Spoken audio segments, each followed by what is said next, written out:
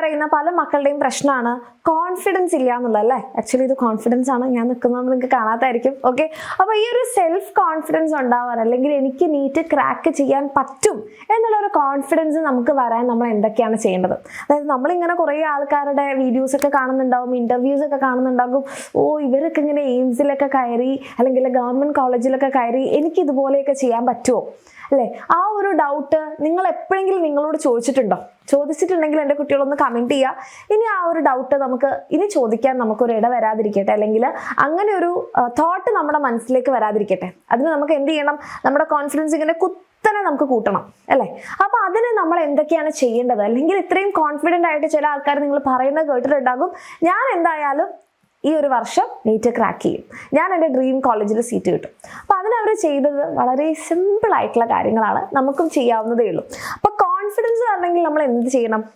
നീറ്റിൻ്റെ syllabus എന്താ? Physics, chemistry, biology. അതിലെ concept നിങ്ങൾക്ക് ക്ലിയർ ആണോ? കോൺസെപ്റ്റ് നിങ്ങൾക്ക് ക്ലിയർ ആണെങ്കിൽ നിങ്ങൾ എന്ത് ചെയ്യുക? പ്രാക്ടീസ് ചെയ്യുക. എന്ത് പ്രാക്ടീസ് ചെയ്യണം? ക്വസ്റ്റ്യൻസ് പ്രാക്ടീസ് ചെയ്യണം, MCQ ക്വസ്റ്റ്യൻസ് പ്രാക്ടീസ് ചെയ്യണം. അതായത് നമ്മൾ പബ്ലിക് എക്സാമിന് എഴുതുന്നത് പോലെയുള്ള ഒരു എക്സാം അല്ല നീറ്റ് എക്സാം എന്ന് നിങ്ങൾക്ക് എല്ലാവർക്കും അറിയാം. MCQ ക്വസ്റ്റ്യൻസ് ആണ്, അല്ലെ മൾട്ടിപ്പിൾ ചോയ്സ് ക്വസ്റ്റ്യൻസ് ആണ് നിങ്ങളുടെ നീറ്റ് എക്സാമിന് ഉണ്ടാവുക. അപ്പോൾ അത് നിങ്ങൾ ഫേസ് ചെയ്യാൻ വേണ്ടി, ഇപ്പം നമ്മളൊരു ഡാൻസ് കളിക്കാൻ വേണ്ടി പോകുന്നു, നമുക്കൊരു ഡാൻസ് പെർഫോമൻസ് ഉണ്ട്, അത് ഏറ്റവും ബെസ്റ്റ് ആക്കാൻ നമ്മൾ എന്ത് ചെയ്യും? ആ ഡാൻസ് പ്രാക്ടീസ് ചെയ്യും. എത്രയും അടിപൊളിയായിട്ട് പ്രാക്ടീസ് ചെയ്യുന്നോ അത്രയും നല്ലതായിട്ട് നമുക്ക് പെർഫോം ചെയ്യാൻ പറ്റും അല്ലേ. സെയിം കാര്യം നിങ്ങൾ നിങ്ങളുടെ എക്സാം ഹാളിൽ ഫേസ് ചെയ്യാൻ പോകുന്നത് മൾട്ടിപ്പിൾ ചോയ്സ് ക്വസ്റ്റ്യൻസ് ആണ്. അപ്പോൾ അത് നിങ്ങൾക്ക് ഏറ്റവും അടിപൊളിയായിട്ട് പെർഫോം ചെയ്യണം എന്നുണ്ടെങ്കിൽ നിങ്ങൾ എന്ത് ചെയ്യുക? മാക്സിമം ക്വസ്റ്റ്യൻസ് നിങ്ങളുടെ പ്രിപ്പറേഷൻ ജേർണിയിൽ ഇൻക്ലൂഡ് ചെയ്യുക. അപ്പോൾ നമുക്ക് കിട്ടുന്ന ഒരു കോൺഫിഡൻസ് ഉണ്ട്. ഓക്കെ, അത് ഞാൻ ഇത്രയും അടിപൊളിയായിട്ട് പറയാനുള്ളൊരു കാരണം എന്താണെന്ന് വെച്ച് കഴിഞ്ഞാൽ, ഇപ്പോൾ ബയോളജിയുടെ ഒക്കെ കാര്യത്തിലാണെങ്കിൽ നിങ്ങൾ മാക്സിമം ക്വസ്റ്റ്യൻസ് ചെയ്ത് കഴിഞ്ഞാൽ പിന്നെ ഒരു ലെവൽ എത്തുമ്പോൾ നമുക്ക് തന്നെ മനസ്സിലാവും അടുത്തൊരു ക്വസ്റ്റ്യൻ കാണുമ്പോൾ ഇതാണ് ആൻസർ എന്ന്.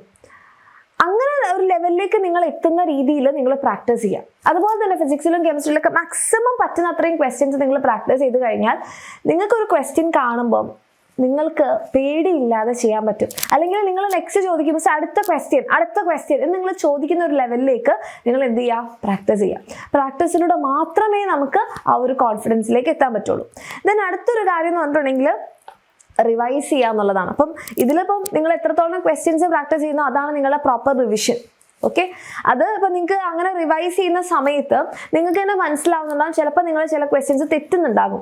അങ്ങനെ തെറ്റുന്ന ഏരിയാസ് നിങ്ങൾ മാർക്ക് ചെയ്യുക, അത് എന്തുകൊണ്ട് തെറ്റുന്നു എന്ന് മനസ്സിലാക്കുക. അതിനെയാണ് നമ്മൾ ടെസ്റ്റ് അനാലിസിസ് എന്ന് പറയുക. ആ ടെസ്റ്റ് അനാലിസിസ് നിങ്ങൾ ഓരോ തവണയും ചെയ്തിരിക്കണം. അങ്ങനെ തെറ്റുന്നത് നിങ്ങൾക്ക് കോൺസെപ്റ്റ് അറിയാത്തത് കൊണ്ടാണെങ്കിൽ കോൺസെപ്റ്റ് ക്ലിയർ ചെയ്യുക. അത് ക്ലിയർ ചെയ്യാതെ പോകുന്ന ആൾക്കാർക്കാണ് പിന്നെയും മിസ്റ്റേക്സ് വന്നുകൊണ്ടേയിരിക്കുന്നത്, പിന്നെ നമുക്ക് നെഗറ്റീവ് മാർക്സ് വന്നുകൊണ്ടേയിരിക്കുന്നത്. അപ്പോൾ ഓരോ തവണ നിങ്ങൾ ക്വസ്റ്റ്യൻസ് പ്രാക്ടീസ് ചെയ്ത് കഴിഞ്ഞാൽ നിങ്ങൾ ടെസ്റ്റ് എടുക്കണം. ആ ടെസ്റ്റിലൂടെ നമുക്ക് തെറ്റ് പറ്റുന്നുണ്ടെങ്കിൽ, നമുക്ക് നെഗറ്റീവ് മാർക്സിൻ്റെ എണ്ണം കൂടുന്നുണ്ടെങ്കിൽ, ഫസ്റ്റ് ഓഫ് ഓൾ ആദ്യം തന്നെ നിങ്ങളൊരു ടെസ്റ്റ് എടുക്കുമ്പോൾ നിങ്ങൾക്ക് നെഗറ്റീവ് മാർക്സ് വരും. പിന്നെ അതിൻ്റെ എണ്ണം കുറയുന്നുണ്ടോ കൂടുന്നുണ്ടോ എന്നുള്ളത് അനലൈസ് ചെയ്യാം. ഇനി കുറയുന്നുണ്ടെങ്കിൽ യെസ് നിങ്ങൾ നല്ല രീതിയിലാണ് പോയിക്കൊണ്ടിരിക്കുന്നത്, പക്ഷേ നെഗറ്റീവ് മാർക്സ് കൂടുകയാണെങ്കിൽ നിങ്ങൾ എന്താ മനസ്സിലാക്കേണ്ടത്? എവിടെയോ എന്തോ മിസ്റ്റേക്ക് ഉണ്ട്. അത് ഏത് ഏരിയ ആണെന്ന് നിങ്ങൾ മനസ്സിലാക്കുക, അത് കറക്റ്റ് ചെയ്തിട്ട് മുന്നോട്ട് പോവുക.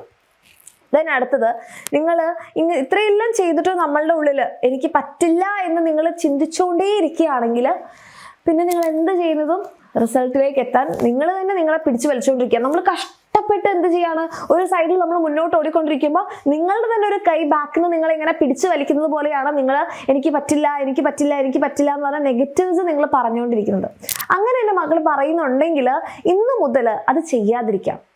നമ്മൾ കഷ്ടപ്പെട്ട് ഓടാൻ നോക്കുമ്പോൾ നമ്മൾ തന്നെ ഈ കൈ പിടിച്ചു വലിക്കുന്നത് എന്തിനാ അല്ലേ? നിങ്ങൾ ഹാർഡ് വർക്ക് ചെയ്യുന്നുണ്ട്, പക്ഷെ നിങ്ങൾ മെന്റലി എന്താണ് പറഞ്ഞുകൊണ്ടിരിക്കുന്നത്? എനിക്ക് പറ്റുമോ, എനിക്ക് പറ്റില്ലേ, എനിക്ക് ചെയ്യാൻ പറ്റുമോ? അങ്ങനത്തെ ചോദ്യങ്ങൾ ചോദിക്കണ്ട, നിങ്ങളെ കൊണ്ട് പറ്റും.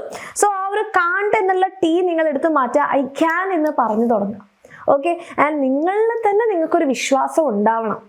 അത് നിങ്ങൾ എല്ലാ ദിവസവും ഒന്ന് കണ്ണാടി നോക്കിയിട്ട് ഞാൻ അടിപൊളിയാണ്, ഐ ബിലീവ് യു, അല്ലെങ്കിൽ നമ്മളോട് തന്നെ നോക്കിയിട്ട് പറയും ഞാൻ നിന്നെ വിശ്വസിക്കുന്നുണ്ട്.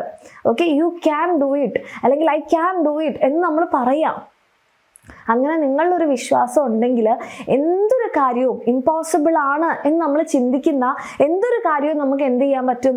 പോസിബിൾ ആക്കി മാറ്റാൻ പറ്റും. നിങ്ങൾ ആ ഒരു ഇമ്പോസിബിളിൻ്റെ ലൈനൊന്ന് നോക്കി വെക്കലേ. നിങ്ങളൊന്ന് ഇമ്പോസിബിൾ എന്ന് എഴുതാം. അങ്ങനെ ഇമ്പോസിബിൾ എന്ന് എഴുതുമ്പം നിങ്ങൾക്ക് എന്താണ് കാണാൻ പറ്റുന്നത്? ഇത് രണ്ട് രീതിയിൽ വായിക്കാം അല്ലേ? ഇമ്പോസിബിൾ പറ്റില്ല എന്നും ഐ എം പോസിബിൾ എന്ന് നമുക്ക് വായിക്കാം. ഓക്കെ, ഐ എം പോസിബിൾ എന്ന് നിങ്ങൾ വായിച്ചു കഴിഞ്ഞാൽ നിങ്ങളെ കൊണ്ട് പറ്റും. ഓക്കെ, ഇത് ഞാൻ മിസ് പറഞ്ഞല്ല, വേറെ ആരോ പറഞ്ഞതാണ്. ഓക്കെ, അപ്പോൾ ഈ രീതിയിൽ എന്ത് ചെയ്യുക, നിങ്ങളൊന്ന് പ്രാക്ടീസ് ചെയ്ത് നോക്കുക. സിമ്പിൾ ടിപ്സ് 4 പറഞ്ഞിട്ടുള്ളൂ. ക്വസ്റ്റ്യൻസ് പ്രാക്ടീസ് ചെയ്യുക, റിവിഷൻ പ്രോപ്പറായിട്ട് ചെയ്യുക. ഓക്കെ, ഐ കാണ്ട് എന്നുള്ള നിങ്ങൾ അപ്പോൾ 2 കാര്യങ്ങൾ നമ്മൾ വർക്ക് ചെയ്യാൻ തുടങ്ങി കഴിഞ്ഞാൽ മെൻ്റലി കൂടെ നമ്മൾ അതിന് വേണ്ടിയിട്ട് തയ്യാറാവണം.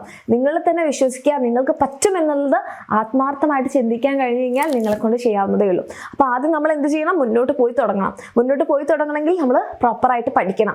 അങ്ങനെ നിങ്ങൾ പ്രോപ്പറായിട്ട് പഠിക്കുന്നുണ്ടെങ്കിൽ നിങ്ങൾ പ്രോപ്പർ ഡയറക്ഷനിലാണ്. അതല്ലെങ്കിൽ നല്ല രീതിയിൽ പഠിക്കുക. ഇനി നിങ്ങൾക്ക് എക്സാമിനറിൻ്റെ കൂടെ പഠിക്കാനാണെങ്കിൽ നിങ്ങൾക്ക് നമ്മളുടെ പൃഥ്വി ബാച്ചിൻ്റെ താല്പര്യമുള്ള മക്കൾക്ക് താഴേക്കാവുന്ന നമ്പറിൽ മെസ്സേജ് ചെയ്ത് ജോയിൻ ചെയ്യാം. അങ്ങനെ നിങ്ങൾ പഠിച്ചുകൊണ്ട് പോകുമ്പോൾ നിങ്ങളെ തന്നെ പിന്നിൽ വലിക്കാതിരിക്കുക. ഓക്കെ, നിങ്ങളെ കൊണ്ട് പറ്റാത്തതായിട്ട് ഒന്നുമില്ല. All the very best. Useful ആയെങ്കിൽ ലൈക്ക് ചെയ്യുക, അതേപോലെ തന്നെ മാക്സിമം ഫ്രണ്ട്സിലേക്ക് ഷെയർ ചെയ്യുക.